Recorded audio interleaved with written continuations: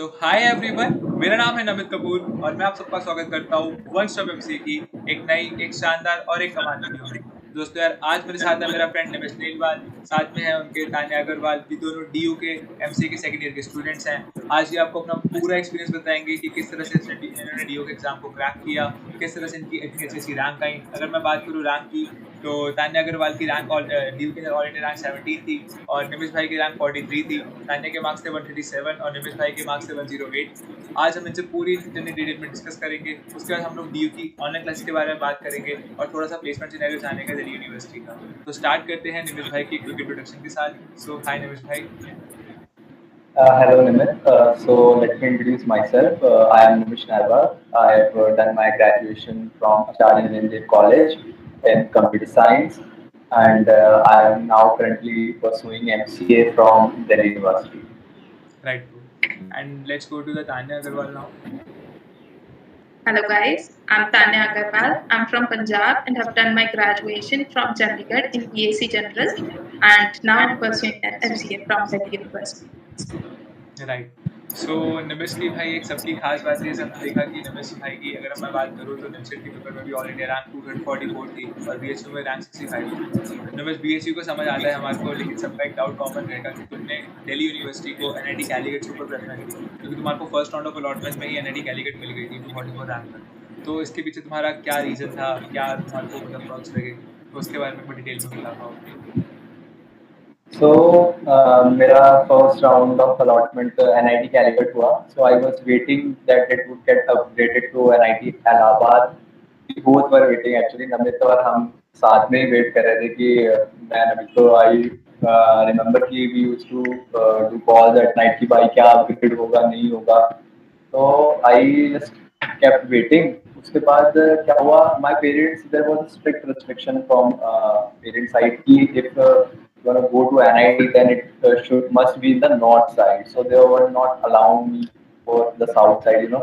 तो इस वजह से क्या हुआ, उन्होंने बोला कि नहीं नॉर्थ में भेजेंगे, बिकॉज मेरे हेल्थ इश्यूज काफ़ी रहे हैं और मैंने ग्रेजुएशन में भी मेरा कॉलेज का घर से थोड़ा सा दूर था, तो I used to stay there.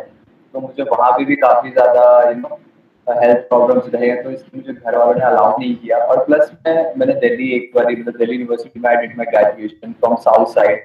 So I thought कि अब थोड़ा सा नॉर्थ एक्सप्लोर कर लेते हैं कि because department of computer science is in north campus and from there I did my graduation was in south. So बस यही एक रीजन था, ऐसे कुछ खास ये नहीं था कि I put it DU over NIT Calicut. दोनों के अपने प्रोज हैं, अपने कॉन्स हैं।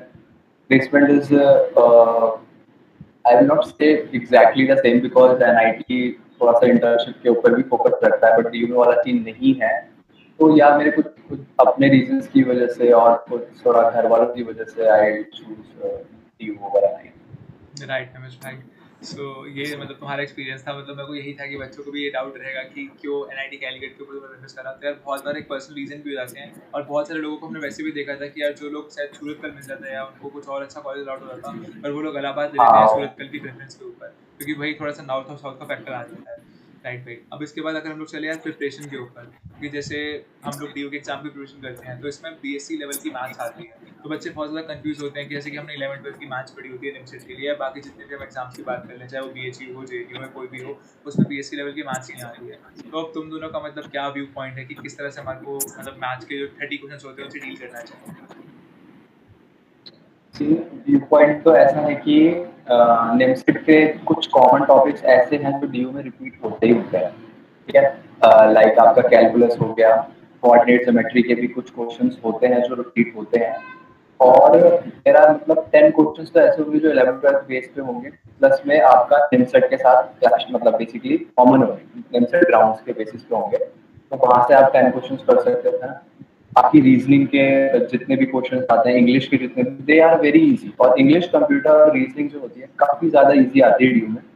टाइम आपके पास, टाइम की लिमिट ऐसा नहीं होगी टाइम कम पड़ गया। डीयू के पेपर में टाइम कभी कम नहीं पड़ेगा क्योंकि 2 घंटे होते हैं, अराउंड 50 क्वेश्चन करने होते हैं। 30 हो गए मैथ्स के, 20 for LR and 10 for English. मतलब ऐसा कुछ होगा। थोड़ा सा मैं करेक्ट कर दूं कि इंग्लिश के 10 क्वेश्चंस हैं, 4 क्वेश्चन आपका कंप्यूटर साइंस और 6 क्वेश्चन आर फ्रॉम हमारा लॉजिकल रीजनिंग। तो बाकी ये बात हाँ, मतलब जो ये 20 क्वेश्चन है ये बहुत ही बेस लेवल के होते हैं, और तुम्हारे पास एक प्लेंटी अमाउंट ऑफ, जैसे निमिष ने कहा कि भाई तुम्हारे पास 50 क्वेश्चन के लिए 2 घंटे का टाइम है, मतलब 120 मिनट। तो आप इन कोर्सेज के अंदर अगर अपना टाइम अच्छे से इन्वेस्ट भी करते हो तो वो भी एक बहुत मतलब आप प्रोडक्टिविटी उनसे निकाल सकते हो कि ये आपके क्वेश्चन सारे ठीक हो जाए, क्योंकि इंग्लिश के अंदर मोस्टली कॉम्प्रीहेंशन बेस्ड क्वेश्चन आपको देखने को मिलते हैं। तो वो अगर आप पैराग्राफ पढ़ते हो तो उससे हो ही जाते हैं, क्योंकि हम बचपन से मतलब एक कॉम्प्रीहेंशन की प्रैक्टिस हमारे को 6th क्लास से ही हो जाती है कि कॉम्प्रीहेंशन देख के हम लोग आंसर्स दे रहे होते हैं, राइट। उसके बाद अब नेक्स्ट क्वेश्चन मेरा तान्या तुमसे रहेगा कि जैसे तुम्हारी बीएससी जनरल मैथमेटिक्स से थी, तो तुम्हारे को थोड़ा सा आइडिया है कि मतलब मैथ्स के कौन कौन से टॉपिक्स इंपॉर्टेंट रहेंगे डीयू के लिए, क्योंकि जैसे अभी हमने डिस्कस करा कि अगर 10 जैसे 30 हमारे जो मैथ्स के क्वेश्चन है और फिर 10 तो हमारे निमसेट लेवल के और बेसिक मैथ्स की जो कैलकुलस होगी या कोऑर्डिनेट होगी उसी के ऊपर बेस्ड होते हैं। उसके बाद के जो 20 क्वेश्चन हैं, इन 20 क्वेश्चन में कौन से ऐसे इंपॉर्टेंट टॉपिक्स हैं, क्योंकि अब हमारे पास अब अप्रॉक्सीमेटली 1 मंथ का टाइम बचा है, हमारा जो एग्जाम है वो 1 अक्टूबर को है डीयू का, 5 से 7 के अंदर, तो एक ही अप्रॉक्सीमेटली एक मंथ का टाइम बचा है। तो इसमें कौन से ऐसे इंपॉर्टेंट टॉपिक्स हैं जो तुम सजेस्ट करोगे कि बच्चे ये सब लोग कर लें, और इनके कौन कौन से रिसोर्सेज तुमने रेफर करे थे अपने टाइम प्रिपेयर करते हुए, वो भी एक बार मैं चाहूँगी बच्चों को बताओ। अगर मैं ग्रेजुएशन के मैथ्स की बात करूँ जो कि बीएससी लेवल का होता है, तो उसमें से कुछ ही टॉपिक्स हैं जो कि मतलब डीयू के एग्जाम में मोस्ट फ्रिक्वेंटली पूछे जाते हैं। जैसे कि अगर मैं देखा जाए तो ग्रुप्स एंड रिंग्स हैं, वो काफ़ी फेवरेट टॉपिक है उसमें से। और मतलब ये जो टॉपिक्स है ना कि it's like more theory based, तो अगर तो आपका कॉन्सेप्ट क्लियर है तो ये आपको कुछ भी टाइम नहीं खाएंगे। मतलब इट्स लाइक कि या तो आपको आता है या नहीं आता, मतलब इट्स नॉट लाइक कि है ना आप इस पे ट्राई करोगे। लेकिन अगर आप इस कॉन्सेप्ट को पढ़ के जा रहे हो तो आपके काफी सारे क्वेश्चंस कवर कर देंगे ये topics, like groups and rings हो गया and vector and linear algebra हो गया। ये काफी अच्छे क्वेश्चंस इसमें से बनते हैं और काफी बेसिक से क्वेश्चंस बनते हैं। और रेमान इंटीग्रेशन हो गया, तो जिनको थ्योरी मैथ्स कम पसंद है, ना थोड़ा मतलब सॉल्व करना पसंद है, तो इसमें से काफी अच्छे क्वेश्चंस बन जाते हैं डीयू में से, और हर बार पूछे जाते हैं। और अगर हम इस चीज की बात करें तो मतलब like what I have observe, ये ऐसा कुछ नहीं है कि या तो सिर्फ मतलब थ्योरी आएगी या फिर सिर्फ है ना मतलब वो सॉल्व करने लाइक क्वेश्चंस होंगे। मतलब दे आस्क मिक्स्ड क्वेश्चंस, तो मतलब किसी की थ्योरी अच्छी है, किसी की प्रैक्टिकल इम्प्लीमेंटेशन अच्छी है, तो go for whatever you like. पर ये कुछ जो इम्पोर्टेंट टॉपिक्स हैं इन पे थोड़ा ज़्यादा फोकस करो। और and as for the resources part as you mention, तो मैंने तो मोस्टली अपनी मतलब अपने टाइम में, सिंस मैंने मेरी ग्रेजुएशन में मैथ्स था, तो मैंने अपनी वही बुक्स रिवाइज करी थी। इसके सिवा यूट्यूब पे आपको काफ़ी ट्यूटोरियल्स मिल जाएंगे, कोई भी चैनल उठा लो आप, एक लीनियर अलजेब्रा हो गया या वेक्टर अलजेब्रा हो गया या फिर रीमान इंटीग्रेशन हो गया, इन सभी के लिए काफ़ी रिसोर्सेज हैं। कहीं से भी प्रिपेयर करना स्टार्ट कर दो, वो आपको बहुत कम टाइम में बहुत अच्छे से सिखा देंगे कि कैसे सॉल्व करना है, कैसे। राइट तान्या। और अगर निमिष भाई मैं तुम्हारे से बात करूँ, जैसे कि तुमने भी बीएससी ऑनर्स में कंप्यूटर साइंस कर रखी है, तो तुम्हारा एक मैथ्स बैकग्राउंड नहीं था बीएससी के अंदर, तो तुमने कैसे अपनी स्ट्रैटेजी रखी, क्योंकि बहुत सारे बच्चे ऐसे होते हैं जो बीसीए से होते हैं या बीएससी कंप्यूटर साइंस से होते हैं जिनका एक मैथ्स बैकग्राउंड नहीं होता, तो उनको थोड़ी सी डिफिकल्टी फेस होगी कि मतलब हम कैसे अपने टॉपिक्स को कवर करें। तो तुम्हारा क्या एक्सपीरियंस था, क्योंकि तुमने 2 बार एग्जाम दिया है, तो उसका भी मतलब एक एडवांटेज रहता है कि तुमने एक बार तो चलो इंटरव्यू की वजह से नहीं हो पाया, तो अभी ये भी बच्चों का एडवांटेज है कि अब इंटरव्यूज भी नहीं है उनके लिए, सिर्फ जितना आप स्कोर यहाँ पे पेपर में लाओगे उसी बेसिस पे आपका जो एडमिशन होगा। तो इसके अंदर तुम्हारा क्या एक्सपीरियंस था? तो एज क्योंकि मेरे पास मैथ्स नहीं थी ग्रेजुएशन लेवल की, तो व्हाट आई डिड, मैंने प्रीवियस ईयर क्वेश्चंस डाउनलोड करे, वो अभी इजीली अवेलेबल है अपनी उसकी साइट्स पे जो पेपर कंडक्ट करवाता है, तो उसमें मैंने टॉपिक्स देखे, उसके बाद वो टॉपिक्स मैंने यूट्यूब से पढ़े, या फिर हमारे पास जेनरिक में मैथ्स होती थी, तो उस बुक्स में काफ़ी अच्छे से जैसे न्यूटन रैप्सन मेथड हो गया, रेमन इंटीग्रेशन हो गया, ग्रुप रिंग थ्योरी हो गई, यूट्यूब पे इसके काफ़ी अच्छे अच्छे रिसोर्सेज है, तो मैंने वहाँ से वो टॉपिक क्लियर करे। उसके बाद उन टॉपिक बेस पे क्वेश्चन उठाए जो डीयू के पैटर्न से रिलेटेड है, वो क्वेश्चन आएंगे। तो एक पार्ट ये था, प्लस में क्या किया मैंने वेक्टर और अपना कॉम्प्लेक्स नंबर और कुछ 2-3 कोऑर्डिनेट ज्योमेट्री और कैलकुलस, ये थोड़ी स्ट्रॉन्ग करके है कि अगर क्योंकि 11th-12th या निमसेट के बेस से अगर जो भी आए तो वो ना रह जाए। प्लस में ऐसा होता है कि आप पीछे वाले सेक्शन को पहले आराम से करो, फॉर एग्जांपल एलआर हो गया, इंग्लिश हो गया, और अपना ये जो कंप्यूटर साइंस, इसमें अगर हम गलती नहीं कर रहे तो, और मैथ्स में भी हम अराउंड 15 से 20 क्वेश्चन कर रहे हैं, तो फिर हम वहाँ से एक सेफ जोन में पहुँच जाते हैं कि हाँ कि अब हम ये क्रैक कर रहे हैं। तो वो एक सीन था। हाँ, तो अगर मैं ऑन एंड एक एवरेज बात करूँ तान्या और निमिष, तो मतलब 35 से अगर 40% हम लोग अटेम्प्ट कर लेते हैं DUMC के पेपर में, तो हम खुद को कह सकते हैं कि यार हम एक जनरल कैटेगरी के होने के बाद एक सेफ जोन में लाए कर जाएंगे। भैया इतनी इससे ज़्यादा कट ऑफ मोस्टली नहीं जाती अगर हम पिछली बार का चेक डेफिनेटली। करें, राइट। उसके बाद जब मेरा एक क्वेश्चन ये रहेगा, जैसे कि यार कभी कभी इसमें ऐसा होता है कि टाइम हमारे पास ज़्यादा है, सीधा हम लोग अगर क्वेश्चन को अगर हमारे को नहीं करना आ रहा, तो हम उसके ऑप्शन को भी यूज़ कर सकते हैं। क्योंकि मेरे को मेरे पेपर में याद है कि यार एक डिफरेंशिएशन इंटीग्रेशन का क्वेश्चन था, तो उसके भैया 4 ऑप्शन हाँ, मैंने वो डिफरेंशिएट करके यहाँ देखे थे कि पे किससे मैच करता है, राइट। टाइम ही इतना रहता है कि आप मैथ्स के क्वेश्चन अगर आप कंसेप्ट पढ़ के जा रहे हो तो आप वहाँ बैठ के भी वो कंसेप्ट आराम से लगा सकते हो। क्योंकि क्वेश्चन हमारे जो रीजनिंग इंग्लिश वगैरह के होते हैं बहुत ही छोटे छोटे से क्वेश्चन होते हैं, तो आराम से आपका पीछे वाला सेक्शन इनफैक्ट आधे घंटे में भी हो जाएगा। आपकी मैथ्स के लिए आपको 1.5 आवर आराम से प्रॉपर मिल सकता है। उसके बाद आप जो जो क्वेश्चन सबसे पहले आते हैं सबसे पहले तो वही अटेम्प्ट करने चाहिए। उसके बाद जो क्वेश्चन के आपने टॉपिक्स पढ़े कंसेप्ट्स पढ़े हैं वहाँ पे फिर आपको उसको आपके पास एनफ टाइम है कि आप वहाँ पे कंसेप्ट बैठ के लगा लो, या वही जो ऑप्शंस हम फिल कर करके चेक कर सकते हैं वो कर लो। राइट। तो सो आई ये गेस मतलब चीज़ स्ट्रैटेजी है, मतलब बच्चों को थोड़ी क्लियर हुई होगी कि किस तरह से हमारे पास DU के पेपर को अप्रोच करना है, क्योंकि पेपर थोड़ा सा अलग रहता है। बाकी मैं निमिष और तान्या दो लोग की मेरा लिंक्डइन जो प्रोफाइल है वो डिस्क्रिप्शन में प्रोवाइड कर दूँगा। अगर आपको कोई भी और क्वेश्चन हो तो आप इन लोगों से रेफर कभी भी कर सकते हैं। अब हम लोग यार बात करते हैं DU की ऑनलाइन क्लासेस के एक्सपीरियंस की। तो तान्या तुम्हारा कैसा, मतलब अभी तक 1 साल से तुम लोगों को कंप्लीट हो गया, अब सेकंड ईयर तुम्हारा शुरू हो गया, मतलब थर्ड सेमेस्टर में तुम लोग आ गए हो, तो तुम्हारा कैसा एक्सपीरियंस रहा है? और साथ साथ इंटर्नशिप और प्लेसमेंट की इसके बाद अगर हम कंटिन्यू करें तो वो कैसा ट्रेंड रहता है यहाँ पे कि कब इंटर्नशिप के लिए कंपनीज कब आती हैं या नहीं आती हैं, तो प्लेसमेंट्स के लिए कब आती हैं, ये कैसा ट्रेंड रहता है DU के अंदर? ऑनलाइन क्लासेस का एक्सपीरियंस काफ़ी अच्छा है। जैसे कि मतलब मेरा मेनली DU में मैंने ड्रॉप करके DU में एडमिशन ली, तो DU मेरा मेन फोकस इसीलिए था क्योंकि मैंने यहाँ का पीयर टू पीयर कनेक्शन का काफ़ी सुन रखा था कि सीनियर्स के साथ जो कनेक्शंस रहता है ना, सीनियर्स की जो आपकी हेल्प करते हैं वो काफ़ी मतलब नेटवर्क बहुत स्ट्रॉन्ग रहता है। तो दैट्स वेरी ट्रू। मतलब सीनियर्स को आप कभी भी किसी भी टाइम किसी भी सीनियर को अप्रोच करो, they will be there for you definitely. And कोई भी आपको रिसोर्सेज चाहिए, कोई आपको सजेशंस चाहिए, कोई आपको प्रोजेक्ट में हेल्प चाहिए, किसी भी चीज़ के लिए you can just they are just text away. और ऑनलाइन क्लासेस का ये फायदा है कि आपको अटेंडेंस मैंडेटरी नहीं है, तो है ना, जो आपको ठीक है क्लास अच्छी लग रही है वो अटेंड करो, बाकी में आप अपना कुछ भी प्रोडक्टिव काम करो। सो आपके पास टाइम की बहुत बहुत ज़्यादा आपके पास अवेलेबिलिटी रहती है, तो ये सब चीज़ें काफ़ी प्लस पॉइंट हैं। मतलब ये मैनेजेबल होता है कि डेली शेड्यूल के साथ अगर कोई अपनी हॉबी को पर्सन फॉलो करना चाह रहे हैं, जैसे बच्चे होते हैं प्रोजेक्ट वर्क करना चाह रहे हैं, तो उनके लिए उनको एम्पल अमाउंट ऑफ टाइम मिल जाता है कि तुम साइड बाय साइड वो चीज़ें भी कर सकते हो, राइट। और DU में फिर 3 साल की MCA भी है, तो जो एक हेक्टिक शेड्यूल हमारे को बाकी यूनिवर्सिटी में देखने को मिला तो वो भी नहीं है।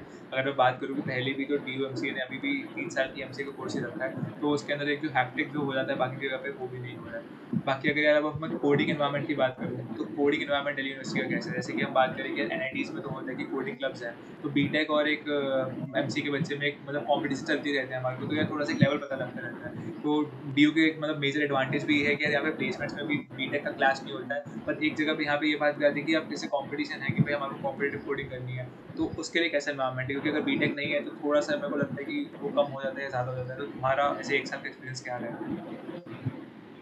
नहीं, यहाँ पे भी अगर देखा जाए तो कोडिंग क्लब्स हैं यहाँ पे भी, और कंपटीशन भी है। बस आपको मतलब अगर आप विलिंगली पार्टिसिपेट कर रहे हो तो आपके लिए एनवायरनमेंट बहुत अच्छा है। लाइक कोडिंग क्लब है वो, है ना, इंस्पिरेशन रहती है, एक पुश रहती है कि है ना कोडिंग करो।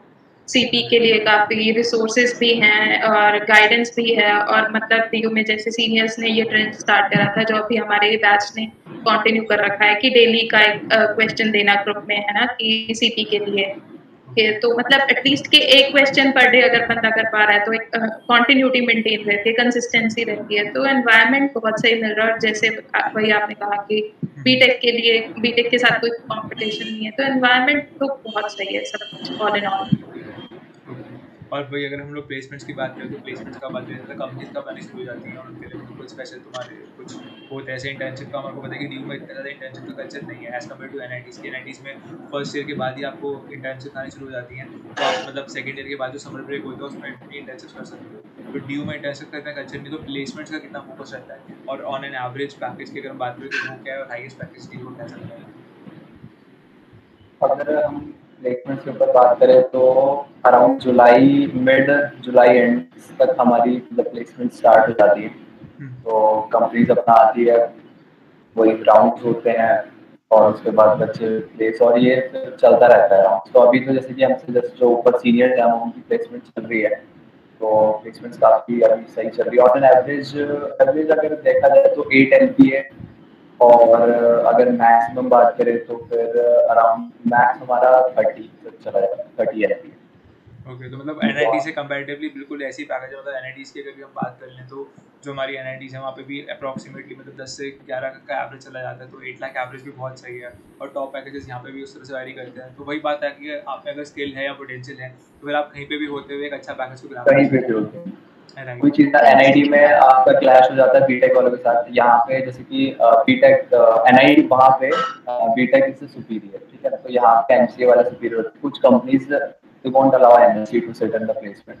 ऐसे ही तुम्हारे साथ होता है वहाँ पे कि बीटेक को अलाउ करे लेकिन एमसीए को अलाउ नहीं करे। राइट तो राइट वो राइट। चीज़ है। और क्योंकि there are around total in a total of about 20 students are there in both MCA MSc, तो उस हिसाब से एवरेज भी काफ़ी सही, 20 to 25 companies visit for placements. So on an average सबका प्लेसमेंट भी हो जाता है अच्छा खासा, एवरेज भी अच्छा मेंटेन रहता है। और वही है। क्योंकि अगर हम एमसीए बैच की बात करें तो 58 स्टूडेंट्स के लिए अगर 20 से 25 कंपनियां आ रही है, तो हर कंपनी अगर एक एक दो दो बच्चों को भी लेती है तो भी मतलब हाँ हमारे को दिखता है कि 70 से 80% बच्चों को ऐसे ही प्लेस हो जाते हैं। क्योंकि कुछ बच्चों का अपना भी सिनेरियो होता है कि कुछ लोग पीएचडी या मतलब रिसर्च वर्क पे ज़्यादा हाँ, कि जाते हैं। बहुत एमएससी से एमएससी के इनफैक्ट एमसीए से भी सारे they want to take a placements कि उनके आगे अभी कुछ गोल्स होते हैं। Somebody wants to masters and again from outside, तो थोड़ा सा है मतलब। तो इसमें हमारे पैकेज मतलब जो एवरेज भी हमारा सही मेंटेन रहता है और ऑन एंड ऑल सबका प्लेसमेंट हो जाता है।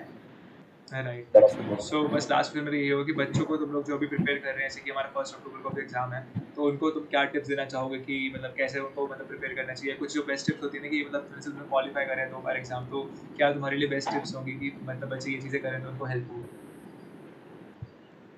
मेरी तरफ से तो अगर आप सेक्शन कर रहे हो तो सबसे पहले आप पीछे की सेक्शन देखो अपना, और उसमें घाई नहीं करनी है बिल्कुल भी। क्योंकि कई बार ऐसा होता है कि हम पेपर्स देख आए हुए, निमसेट पेपर दिया हमने, बीएचयू दिया, तो वो वाला पेपर क्या होता है उसमें आपके पास लिमिटेड टाइम होता है हर नंबर ऑफ क्वेश्चंस के लिए, तो वो हमारा एक फ्लो बना हुआ है।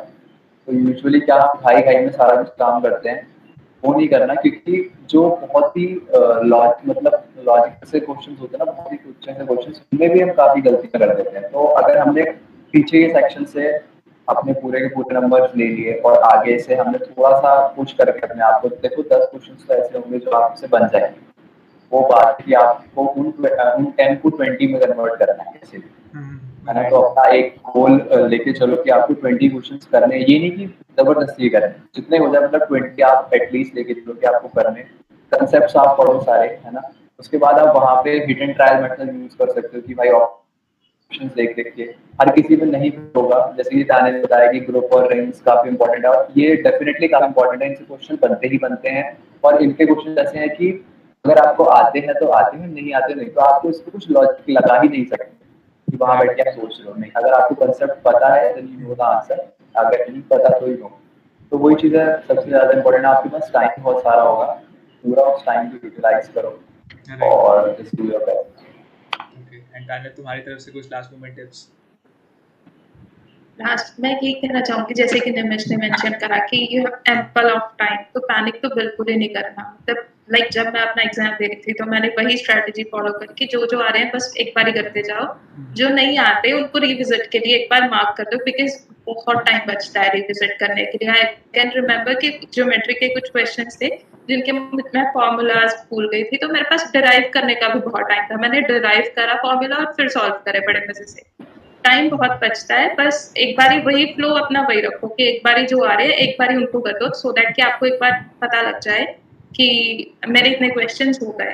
और पैनिक होके तुक्के मत मार के आओ, नेगेटिव मार्किंग होती है। अगर आपके जितने क्वेश्चंस हुए हैं, चांसेस आर कि सभी के उतने ही हुए हैं, तो कंपटीशन तो मतलब सभी से बनता है ना, तो नेगेटिव मार्किंग तुक्के मत मारो। हाँ, बस पैनिक मत करो, ये मत सोचो कि मुझे इतने क्वेश्चंस करने ही करने हैं, सभी के उतने ही होते हैं जितने आपने क्लियर करे हैं, तो बस चिल करो। और एक चीज मैं ऐड करना चाहूंगा कि पेपर सॉल्व करने से पहले वो इंस्ट्रक्शन वाला चीज जरूर जरूर जरूर इस पे इन्फिनिटी बार मार्क कर लो और इसको जरूर से पढ़ना, क्योंकि मुझे अच्छे से याद है जब NIT का पेपर हुआ था तो उन्होंने क्या किया था, इंस्ट्रक्शन चेंज कर दिए थे कि जो आपने मार्क कर रखे हैं क्वेश्चन उनके नंबर नहीं देंगे।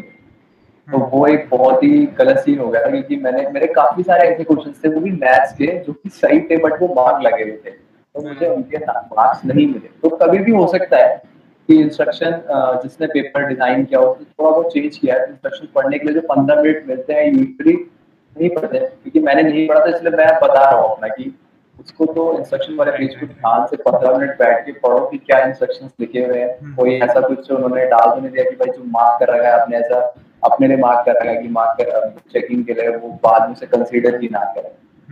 तो एक चीज है। Right ma'am, thank you so much नवेश एंड तान्या कि मैं अपना इतना अच्छा एक्सपीरियंस शेयर करा। आई गेस इससे बच्चों को बहुत ज़्यादा हेल्प मिलेगी, क्योंकि बच्चों के पास अब जो 1 महीने का टाइम है वो उसको अच्छे से यूज़ कर पाएंगे। बाकी अगर आपको कोई भी डाउट होता है तो आप कमेंट सेक्शन में आके डाउट्स अपने पूछ सकते हो, या नवेश और तान्या से आप लोग उनके लिंक पे जाके कनेक्ट कर सकते हो। Thank you so much everyone and all the very best. All the best, guys. All the best. Most people take the easy road and wonder why they don't reach their goals. There's too much traffic on it. But me, I take the growth road.